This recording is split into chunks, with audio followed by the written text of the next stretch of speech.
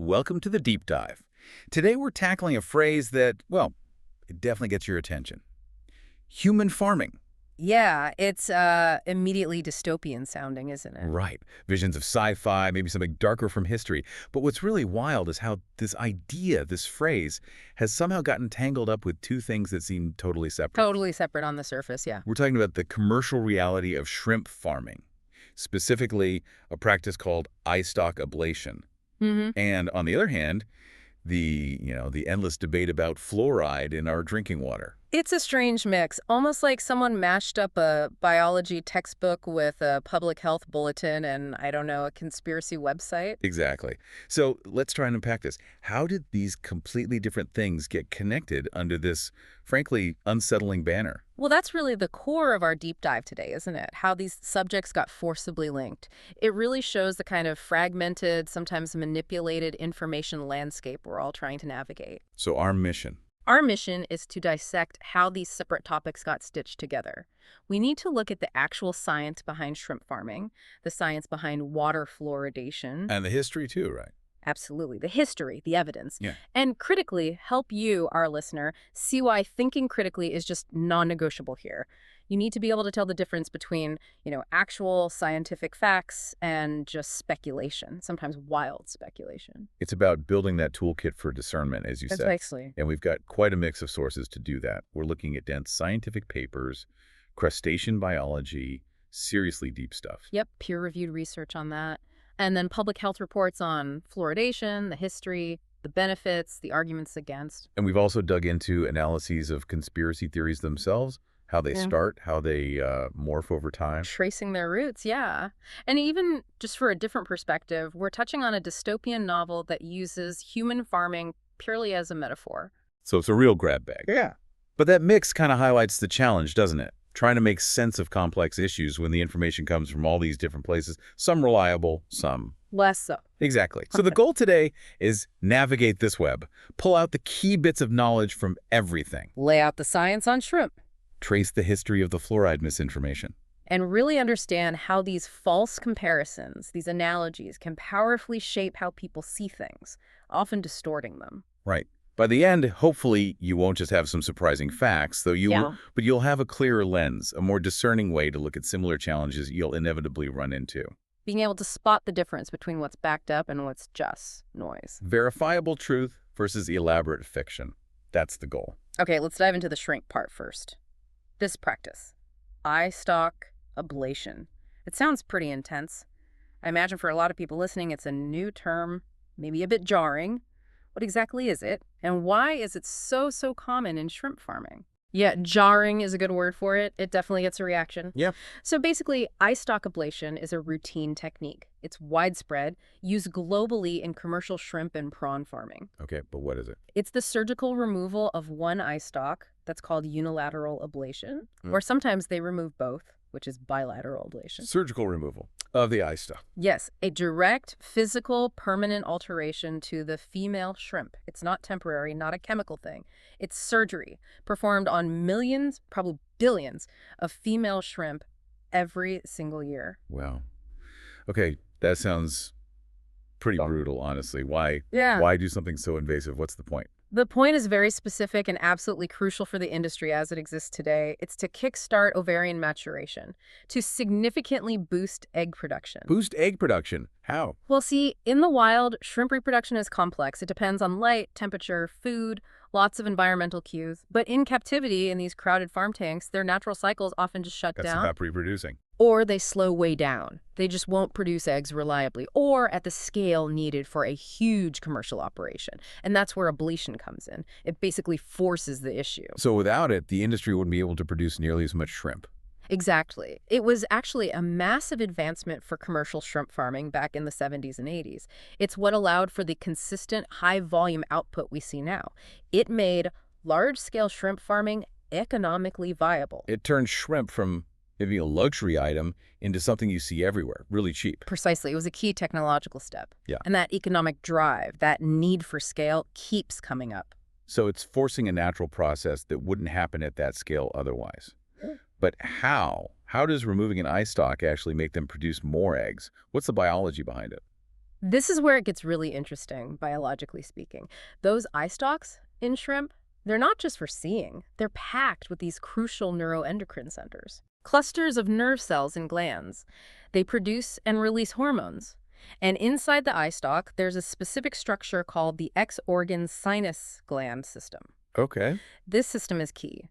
It produces hormones that inhibit certain things and stimulate others. Things like reproduction and also molting, shedding their shell to grow. Right. And one really important hormone it makes is called gonad inhibiting hormone, GIH. Gonad inhibiting hormone. Okay, the name kind of gives it away. It does. It acts like a biological brake. It suppresses the development of the ovaries, stops them maturing. Ah, so removing the eye stalk removes the source of that brake hormone. Is that it? That's exactly it. You surgically remove the eye stalk, you remove or significantly reduce the production of GIH, take away the brake. And the reproductive system just goes for it. Precisely. The ovaries mature much faster, egg production skyrockets. It's a direct manipulation of their endocrine system to force output way beyond what's natural in that captive setting. It's a biological hack, a pretty drastic one, but a hack nonetheless. Was there a specific moment, like a key study, that proved this worked and made it the standard? Oh, absolutely. The groundwork was laid back in the mid-20th century. A French scientist, Pinus, showed this endocrine control in prawns back in the 1940s. He demonstrated you could speed up maturation by removing the eye stalk. So the basic idea was there. Right. But applying it consistently to the big commercial species like the black tiger prawn, Penaeus monodon, that was trickier initially. You could get them to mature, maybe, but getting fertilized eggs, successful spawning, that was tough. Until a researcher named Santiago Jr. working in the Philippines, he figured out how to reliably induce both maturation and spawning in P. monodon using ablation. And crucially, he got consistently fertilized eggs with really high survival rates, like over 90%. Wow, okay. That sounds like the game changer. It absolutely was. That unlocked large-scale commercial production for that hugely important species. And did it work for other shrimp species too? Did the practice spread? Yeah. Oh, yeah. Since then, it's been successfully applied to, I think the count is over 20 different species of prawns and shrimp worldwide, both pinnate and non-pinnate types. So it really became the go-to method. It cemented its place as just indispensable, standard practice, almost universal in commercial shrimp hatcheries. Without it, honestly, the global shrimp market would look completely different, probably much smaller, much more expensive. So just how widespread is it today? You said universal, but is it literally everywhere? And what are the economics keeping it so locked in? It's not an exaggeration to say it's routinely practiced in pretty much every marine shrimp maturation facility on the planet. Research labs, massive commercial farms, you name it. Why? Just because of that difficulty getting them to breed naturally in tanks? Exactly, especially for key species like the black tiger prawn.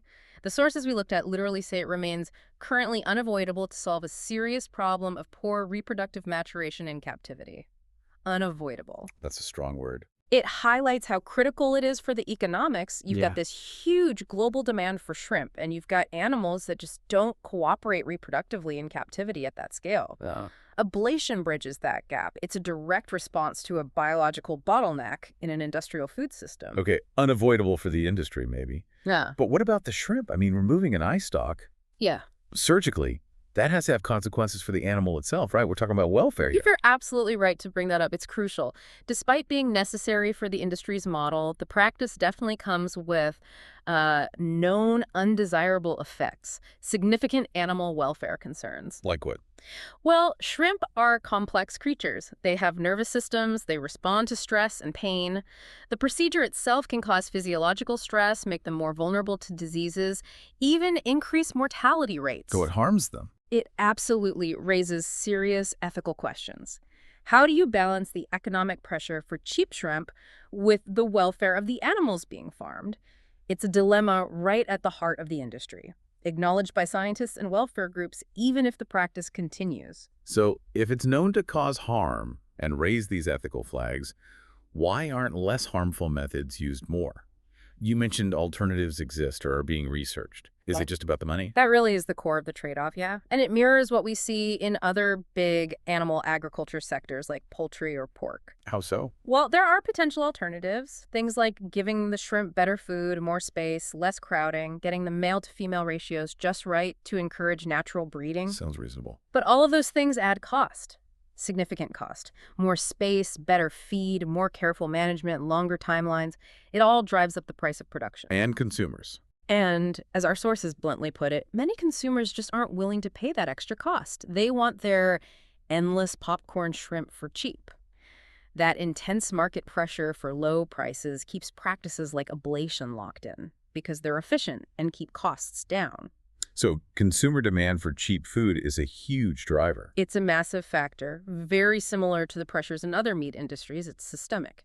That cost-benefit thing driven by consumer demand, it keeps popping up. Okay, that's a sobering point about our own role as consumers. Yeah. Is there any light at the end of the tunnel, though? Are scientists making progress on finding better, more humane alternatives? Or are we just stuck with this? It's not totally static, thankfully. There is hope.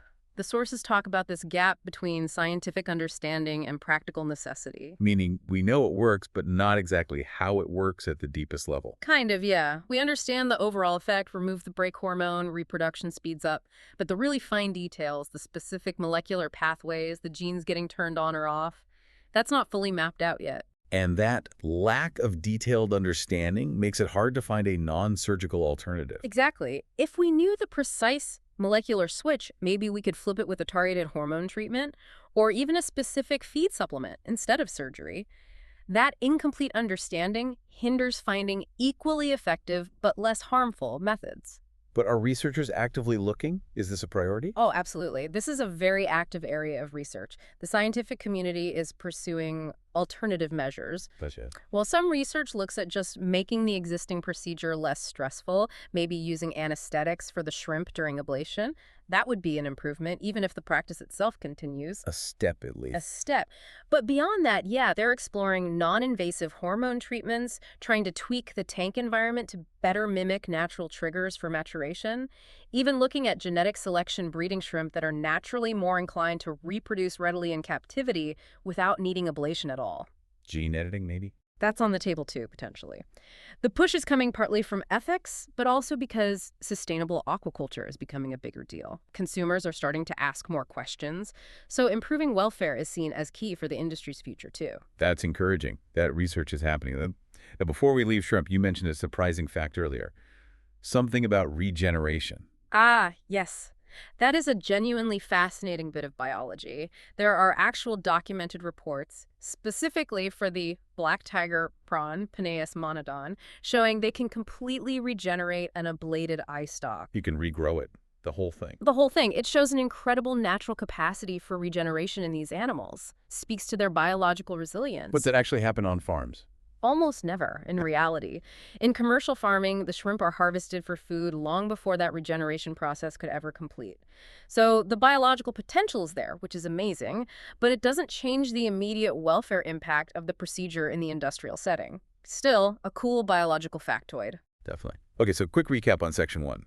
Eyestalk ablation is surgery, removes a hormone break, boosts egg production, economically vital for cheap shrimp, but serious welfare concerns. Alternatives are being sought, driven by science and sustainability pressures. All right, we've got a clear picture of the shrimp situation, unsettling maybe, but grounded in biology and economics. Now, let's pivot hard to the other side of this weird connection. The fluoride pineal gland conspiracy theory. This is where that human farming phase really takes a sharp turn into, well, something else entirely. What's the core claim here? What's the theory actually asserting? It's quite specific and pretty alarming. The theory basically says that governments, or maybe some shadowy groups, are deliberately adding fluoride to water supplies, not for dental health, but with a specific malevolent goal, Which is? to calcify the pineal gland intentionally. Why would they want to do that, according to the theory? The idea is that calcifying the pineal gland inhibits its function. And by inhibiting its function, they prevent people from reaching a higher state of consciousness or spiritual awareness. It often ties into ideas about the pineal gland being a third eye. Okay. Spiritual suppression? Anything else? Yes, the theory often adds another layer, that this is also done to control human reproduction, to manage the population, basically engaging in a form of human farming. Yeah. So in this narrative, fluoride isn't a public health measure, it's presented as a tool, a chemical tool for mass mind control and population management. It's a dramatic claim tying physiology to social control. Mind control through tap water, controlling reproduction. Sounds incredibly far-fetched. Yeah. How does this line up with what science actually understands about the pineal gland and fluoride? Where does the science stop and the conspiracy begin? This is the absolute key distinction we need to make, separating the scientific observation from the unfounded leap into conspiracy. Let's start with the pineal gland itself, scientifically speaking. Okay, what is it, really? Yeah. It's a tiny, pea-sized endocrine gland located deep in the brain between the two hemispheres. Its main job, scientifically understood, is producing melatonin. Melatonin, right. For Sleep, primarily for regulating sleep-wake cycles, our circadian rhythms, our body's internal 24-hour clock. It also plays roles in other things, like seasonal cycles in some animals, and it has antioxidant properties. But what about that third eye stuff? Does science acknowledge that connection at all? Well, science acknowledges the history of those associations. The pineal gland does have this long, rich history in spiritual traditions, mystical beliefs, often called the third eye. That comes partly from its deep central location and its light-sensing role in some other animals. But from a purely biological standpoint in humans, its function is pretty well understood as the melatonin producer. Okay, so it has a known biological job plus this historical mystical baggage. Now, what about the calcification part? The conspiracy hinges on fluoride causing calcification. Is pineal gland calcification even real? Oh yes, pineal gland calcification is absolutely a real thing. And it's not rare, it's actually very common. It happens naturally as people age. Naturally. Yes, it involves calcium deposits building up in the gland's tissue. It starts pretty early in life for many people and just progresses over time. Things like inflammation in blood vessels, vascular inflammation, or lack of oxygen to tissues, hypoxia can influence it. But generally, it's considered a normal part of aging for a lot of the population, like bones getting more brittle or other tissues changing. It's not automatically sinister. You see it on brain scans of healthy people all the time. Okay, so calcification is real and natural. But the theory blames fluoride. Is there any scientific link observed between fluoride and the pineal gland at all, or is that just made up? This is where a genuine scientific finding gets twisted. Yes, some studies have observed fluoride in the pineal gland. A key study by researcher Jennifer Luke back in 1997 looked at human cadavers. She found a positive correlation between the amount of fluoride in the pineal gland and the amount of calcium there, especially in older individuals. So fluoride does accumulate there. It seems to, yes. Her research noted that by old age, the pineal gland had accumulated fluoride, and interestingly, had a higher concentration of fluoride relative to calcium than even bone tissue does. Those little calcified bits in the pineal, sometimes called brain sand, seem to attract fluoride. Okay. And has science suggested this accumulation might affect the gland's function, like the melatonin production? There has been some scientific discussion, yes. The suggestions that high levels of fluoride might interfere with normal pineal function precisely because it deposits there in large amounts, and that this could potentially inhibit melatonin production. Our sources explicitly say the impact of fluoride on melatonin remains a topic of ongoing research. Scientists are still figuring out the full picture, especially at different exposure levels. So fluoride is found there. It correlates with the natural calcification, and there's some scientific talk about potential effects on melatonin at high levels. How do we get from that to the conspiracy theory's claim of deliberate mind control? Where's the disconnect? That disconnect is massive, and it's where the deception lies. The scientific findings, fluoride presence, correlation with calcium, potential melatonin effects under certain conditions, these are observations or hypotheses from scientific study, part of the normal scientific process. Right. And this is the absolute crux, they are not evidence of deliberate, widespread manipulation. They absolutely do not support claims of altered consciousness or reproductive control at the fluoride levels typically found in public water systems designed for dental health. So the theory just takes the science and runs wild with it. Exactly. It takes the observation fluoride can accumulate in calcified pineal glands and blows it up into this grand, sinister plot by evil forces to control humanity. That's a gigantic, completely unsupported leap of faith, not logic or science. It twists a nuanced scientific question into a scary story. Okay, that distinction is crystal clear. Taking a scientific observation and twisting it into something else entirely. Let's pull back now from the specific pineal gland theory and look at the bigger picture. Water fluoridation itself. It's been around for decades, a major public health thing, but still so controversial. What's the mainstream medical and scientific view on it? Why do proponents call it such a success? The mainstream consensus is incredibly strong. It's remarkably consistent across decades and across the globe. You've got national and international health bodies, dental associations, think the American Medical Association, the National Academy of Sciences, the World Health Organization, the American Dental Association. All the big players. All the big players. They all endorse community water fluoridation. They state clearly that it's safe and effective. Safe and effective. That's the official line. It is. And the U.S. Centers for Disease Control and Prevention, the CDC, went even further. They actually named it one of the 10 great public health achievements of the 20th century. Wow, top 10, that's huge. Up there with vaccines and seatbelts. Pretty much. That's the level of impact they attribute to it. A major public health victory, according to these leading organizations. So what are the benefits that earned it that high praise? What does it actually do that's considered so great? The main benefit, the reason it was started in the first place, is preventing dental caries, tooth decay, cavities. How does it do that? Fluoride, at the right concentration in water, gets incorporated into tooth enamel as teeth develop. It makes the enamel harder, more resistant to acid attacks from bacteria in your mouth, the stuff that causes cavities. It strengthens teeth. Strengthens teeth, and it can even help repair tiny early stages of decay. That's called remineralization. The benefit is especially noticeable in kids, reducing cavity rates significantly. Decades of studies show this in fluoridated communities compared to non-fluoridated ones. And there's an optimal level. Yeah, the target is usually around 0.7 parts per million, 0.7 ppm. That's considered the sweet spot to get the most dental benefit with the lowest risk of any potential side effects. The idea is it reduces pain, infections, the need for fillings and extractions, especially for people who might not have great access to dental care otherwise. So it's pretty straightforward, a public health win. Yeah. But it's clearly not universally accepted. You mentioned that vocal minority who oppose it. What are their main arguments? What keeps this debate raging? Right. Despite that strong consensus, there is this persistent opposition. It comes from some researchers, some dentists, some doctors. Their arguments usually hit a few key points. Right. First, they might argue that the benefit isn't actually that great, that water fluoridation has little or no karyostatic effect, cavity-preventing effect, or not enough to justify potential downsides. Okay, effectiveness question. Yeah. What else? Second, they raise concerns about potential systemic health problems. Not just teeth, but maybe effects on bones or the thyroid, or even, as we'll get to later, neurological development. They argue ingested fluoride might cause harm beyond the mouth. The safety concerns. Safety concerns, yes. And third, they often argue it's pharmacologically obsolete. Meaning they think we get enough fluoride now from toothpaste, mouthwash, dental treatments, so adding it to the water supply is unnecessary, maybe even overkill. An outdated approach. Those are the main pillars of the opposition. Benefits overstated, risks understated or ignored. Pharmacologically obsolete. Yeah, that's interesting framing. Is there any wiggle room in the science itself? Are there acknowledged research gaps or questions that give these arguments some traction? Or is it purely ideological? This is where it gets, well, complicated. Because the answer is kind of yes and no.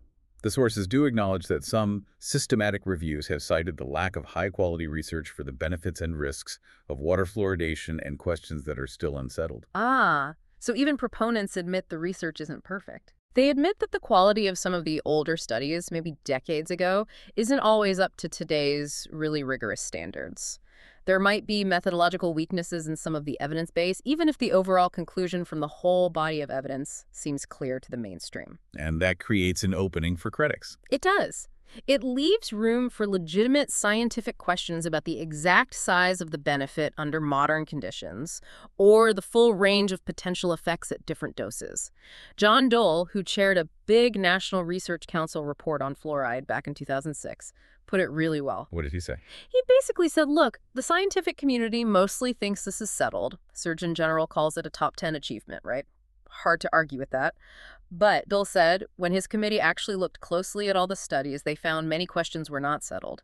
They had less information than they ideally should, given how long fluoridation has been going on. So genuine scientific uncertainty on some points. Right. And Dole concluded, in the face of ignorance, controversy is rampant. That ignorance, those gaps in perfect knowledge, gets exploited. Opponents use the lack of 100% certainty on every single detail to challenge the whole practice, even when the bulk of evidence points one way. It shows how uncertainty can fuel controversy. So even with a strong consensus, Those research gaps keep the door open for debate. Can you give some specific examples of the claims made by critics? You mentioned Dr. Hardy Lineback earlier. What kind of points does he make? Sure. Dr. Lineback, he's a biochemist, used to head preventative dentistry at University of Toronto. He's a prominent voice against fluoridation. He specifically questions if 0.7 ppm is even effective, especially if the source water already has some natural fluoride. He's argued there hasn't been a single proper double-blind study proving it works at any level. That's a strong claim, denying any benefit from ingesting it. It is. He flat out says no benefit to ingest fluoride. Nada. Nothing. Zilch. That directly contradicts the mainstream view about systemic benefits. And what about harms? He's very vocal about potential harms. He cites studies suggesting prenatal fluoride exposure is linked to lower IQ in children, a major neurodevelopmental concern we'll touch on more later, and he points to dental fluorosis as a definite side effect. Dental fluorosis, the white spots on teeth. Exactly. That's actually acknowledged by proponents, too, as a potential cosmetic side effect, though they usually emphasize that the severe, noticeable forms are rare at the recommended 0.7 ppm level. So how do proponents respond to critics like Lineback? They argue that critics like him tend to ignore the large body of evidence showing benefits at low levels, like 0.7 ppm. They say opponents focus too much on potential risks, often extrapolating from high-dose studies, while downplaying the significant public health achievement of reducing cavities across the population. It really highlights the clash of interpretations of the same or similar bodies of evidence. It really does show how entrenched the positions are.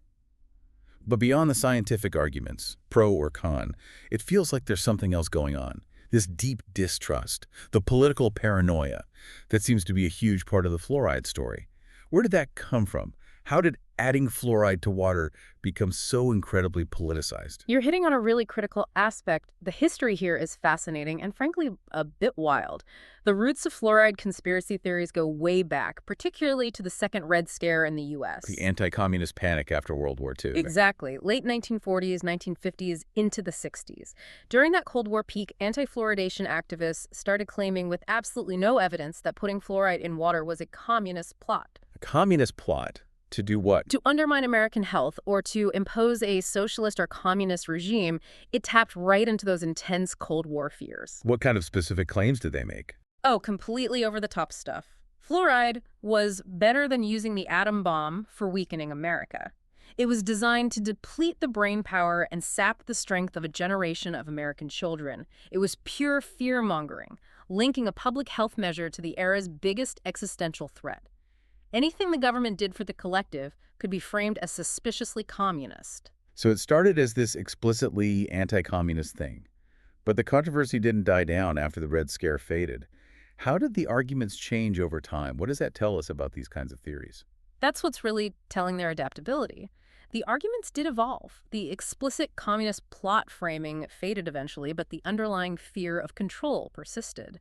By the 1980s, for instance, the claim shifted. Now it was that fluoride made people submissive to the will of those who wished to govern. So the enemy changed from communists to just the government or shadowy controllers. Pretty much. The specific villain adapted to the times, but the core anxiety, losing individual autonomy, being controlled by outside forces, remained constant.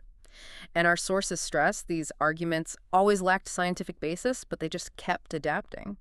It suggests these health conspiracies aren't really about the health issue itself, are they? Often, no. They're frequently expressions of deeper anxieties bubbling up in society. Distrust of authority, distrust of science, political polarization, fear of change.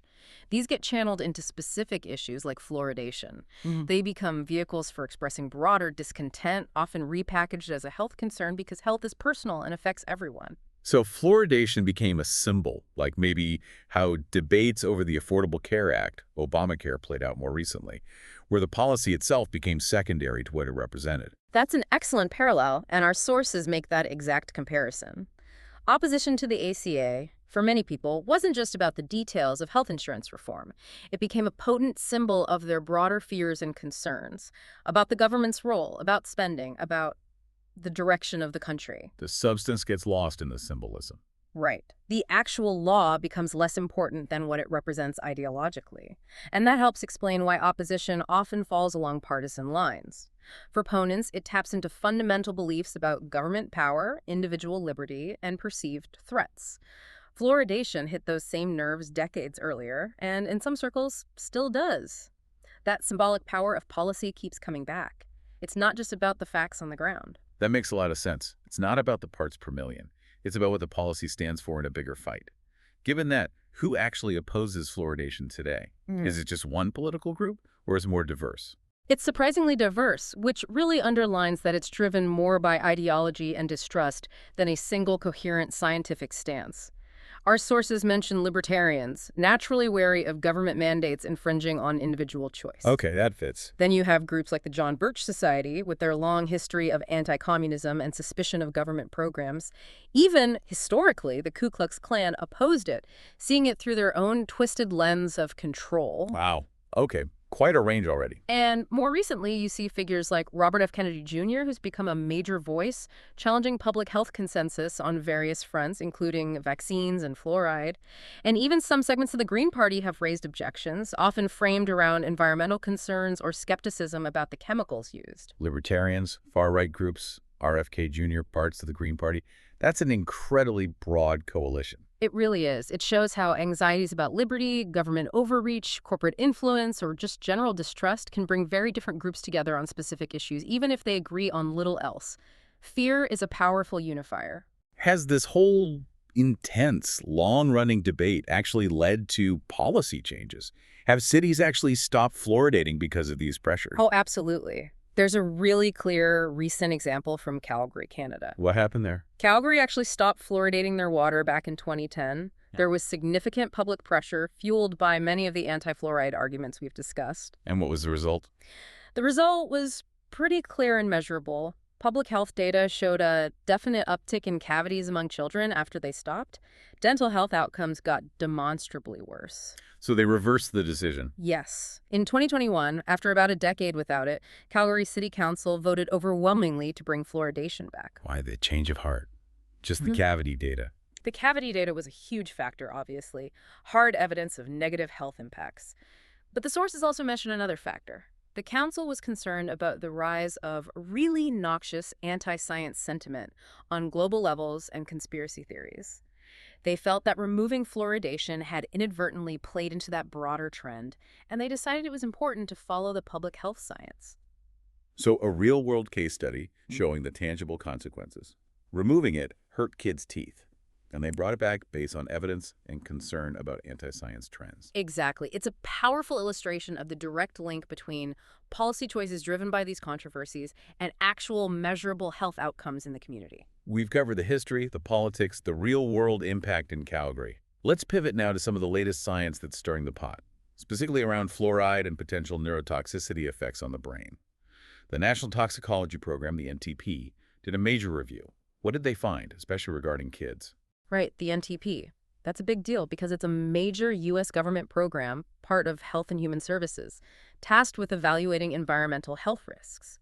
They worked for years on a systematic review of fluoride's potential neurotoxic effects, releasing drafts in 2019 and 2020. And their conclusion? Their headline conclusion was pretty stark. They determined that fluoride is a presumed neurotoxicant for children. Presumed neurotoxicant, what does that mean exactly? It's a specific scientific classification. It means the weight of the available evidence strongly suggests a causal link between fluoride exposure and adverse effects on the developing nervous system in children. It's not absolute proof yet, maybe, but it's a formal recognition based on a rigorous review that there's significant reason for concern. It moves the issue beyond just fringe worries into the realm of official scientific assessment. That's a heavy finding from a government agency. What specific evidence led them to that conclusion? What did the studies show? Their review was incredibly thorough. They looked at hundreds of studies. Focusing specifically on human studies looking at cognition, they identified 55 studies linking fluoride exposure to IQ. And the results? Out of those 55 studies, a remarkable 52 found an adverse effect, meaning lower IQ or other cognitive issues associated with higher fluoride exposure. And in many of those, the finding was statistically significant, meaning unlikely to be just random chance. Okay, 52 out of 55 showing a negative link. That's a lot. It is, but they went further. They then drilled down to identify the highest quality studies, the ones with the lowest risk of bias, meaning sound methodology, good controls, less chance of being flawed. They found 19 such studies. And among those best studies? Among those 19 high-quality, low-bias studies, 18 of them found adverse neurodevelopmental effects linked to fluoride. 18 out of 19. 18 out of 19. That incredible consistency, especially in the best quality research, is what formed the backbone of their conclusion that fluoride should be presumed neurotoxic to children. It wasn't just one or two studies.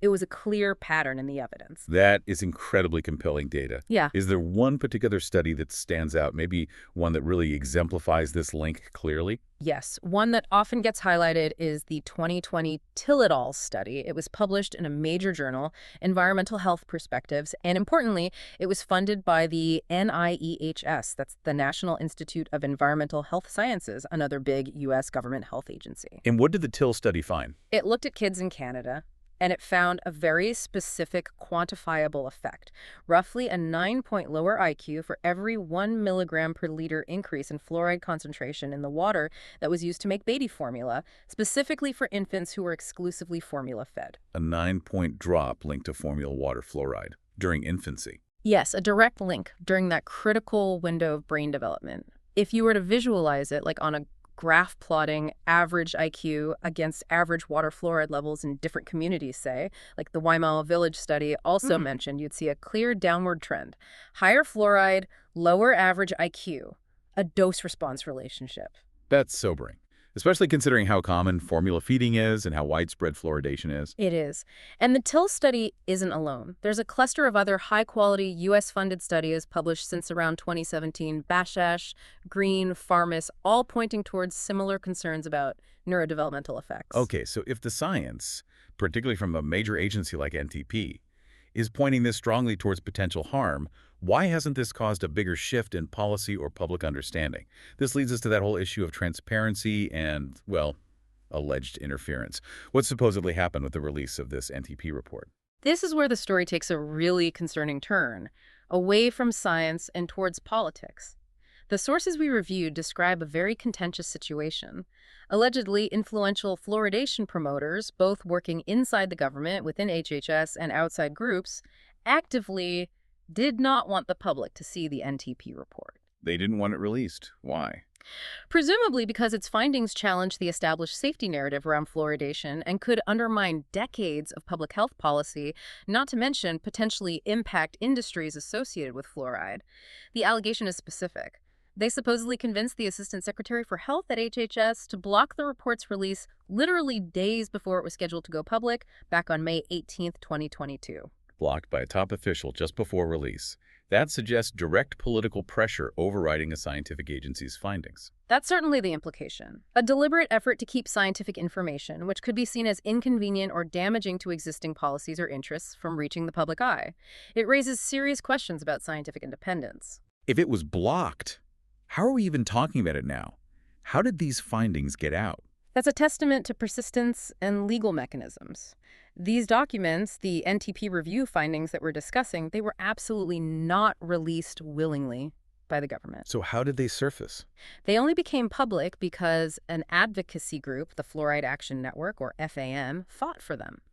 They filed multiple Freedom of Information Act requests, FOIA requests, and when those were apparently stalled or denied, they took the government to court. It was a court order resulting from that litigation that finally forced the release of these documents. So it took legal action by the advocacy group to get this government science assessment into the public domain. Exactly. Years of legal battles. It highlights a real challenge in accessing potentially controversial scientific information from official channels, especially when powerful interests might prefer it stay hidden.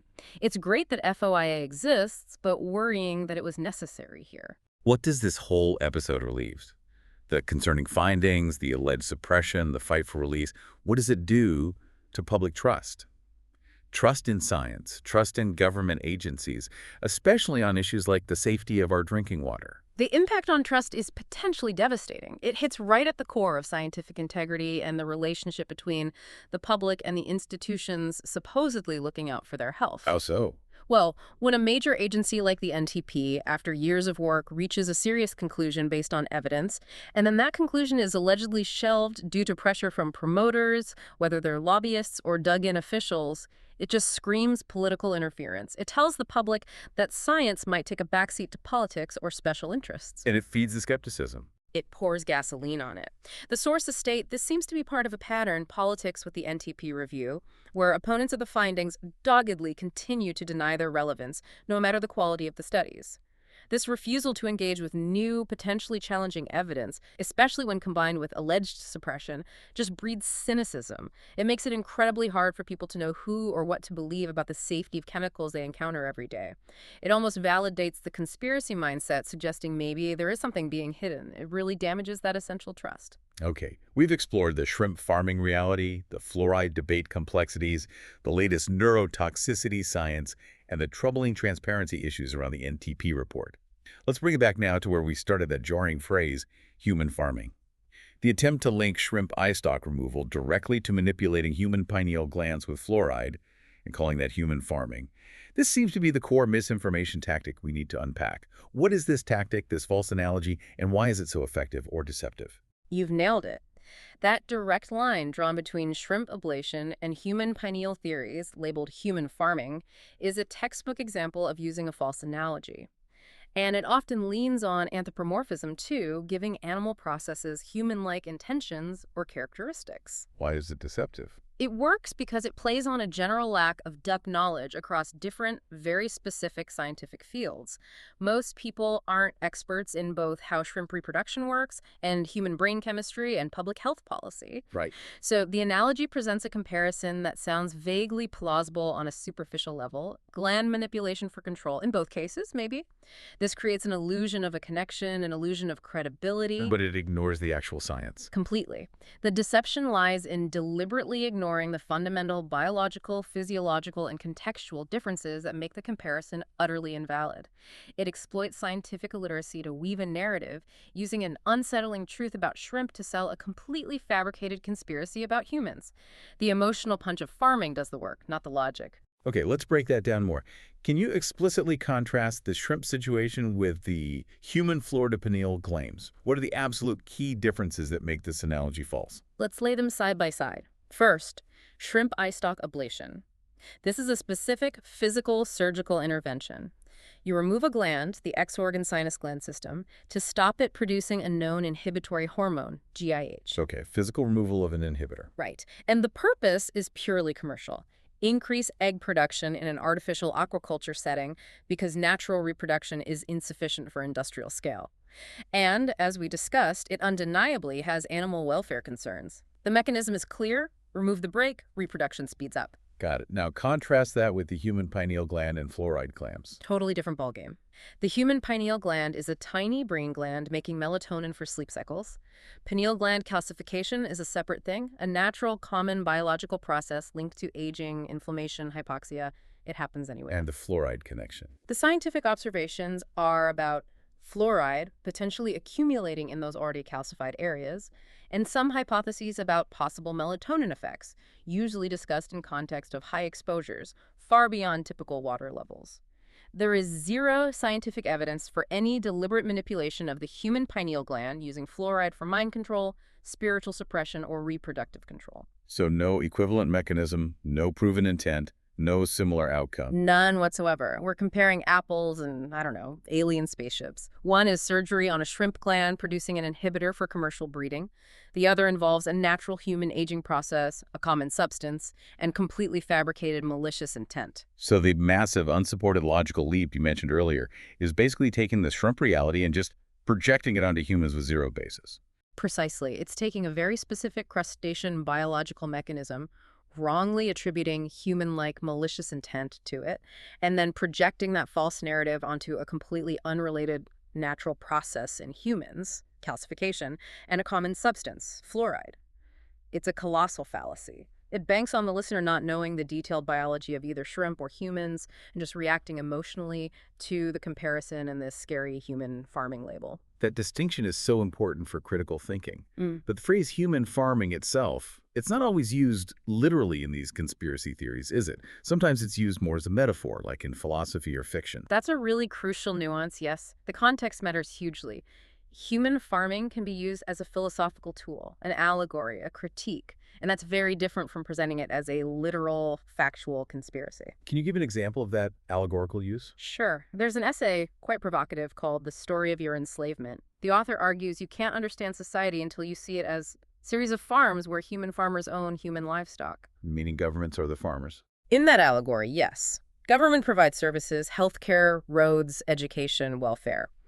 But the argument is they do this like a farmer cares for livestock, to keep the population healthy, productive, and compliant enough to be taxed and controlled. Freedoms are granted only to the extent they boost productivity. It's a metaphorical critique of state power and taxation, not a claim about biological manipulation. It's cynical social commentary. Okay, that's clear a metaphor for societal control. Yeah. What about that novel you mentioned, Tender as the Flesh? How does that use the idea? Tender as the Flesh, the original is Cadaver Exquisito, is a truly brutal dystopian novel. It imagines a world where a virus makes all animal meat poisonous. So society legalizes cannibalism, breeding humans specifically for meat they call them special meat, or heads. Wow. Literal human farming in the story. Literal in the fictional context, yes. The main character processes this special meat. But the novel uses this horrific setup as an allegory. It's read as a metaphor for the extreme dehumanization and exploitation possible under neoliberal capitalism, how profit motives can strip beings of their humanity. It also taps into feels about zoonotic diseases, the ethics of eating meat. It's fiction using an extreme concept to make us question our own world's values about commodifying life. Again, totally different from a conspiracy claim about fluoride. So the absolute key then is understand how the phrase is being used. Is it allegory, fiction, social critique, or is it being presented as a literal, factual claim about hidden manipulation? What's the final takeaway for listeners trying to sort this out? The final critical takeaway has to be this. You must distinguish rigorously established scientific facts from speculative, unfounded claims. That alleged link between shrimp farming and the fluoride pineal theory labeled human farming, it has zero credible scientific evidence supporting it. The biology just doesn't match up. Not even close. The mechanisms, the purposes, the contexts are fundamentally different, incomparable. When you hear a phrase like human farming, you absolutely have to ask, is this backed by verifiable, peer-reviewed science? Is there a plausible, testable mechanism? Or is it an allegory? Is it fiction? Is it a conspiracy narrative driven by fear, distrust, and these kinds of false analogies? Look for the evidence. Always look for the evidence. Rely on peer-reviewed research. Check sources from reputable, transparent scientific and health organizations. That discerning eye, that demand for actual proof, is your best defense against misinformation in this incredibly noisy information landscape. This has been quite a journey. We've seen how a real, maybe disturbing practice in shrimp farming gets twisted, how a sliver of scientific observation about fluoride gets inflated, how it all gets woven into this huge, unsupported narrative fueled by distrust and anxiety. We really have. From the biological necessity driving eyestalk ablation in shrimp to the completely unscientific claims about fluoride mind control. We've seen how false analogies work, how political paranoia gets weaponized, making it so hard for people to separate fact from fiction. It really follows that pattern you mentioned, how conspiracy theories adapt to the times. Exactly. They latch on to current anxieties, current technologies, current fears. They're symptoms of unease, not objective reports. So thinking about that adaptability, what's next? What new science, maybe genetics, AI, neuroscience, or what new societal fears might become the next breeding ground for these kinds of narratives? And maybe more importantly, how do we collectively build a public that's more scientifically literate, more critical, better equipped to navigate this information overload and spot the fiction? That is definitely something worth mulling over. How do we build resilience against misinformation in the future? A critical question for all of us.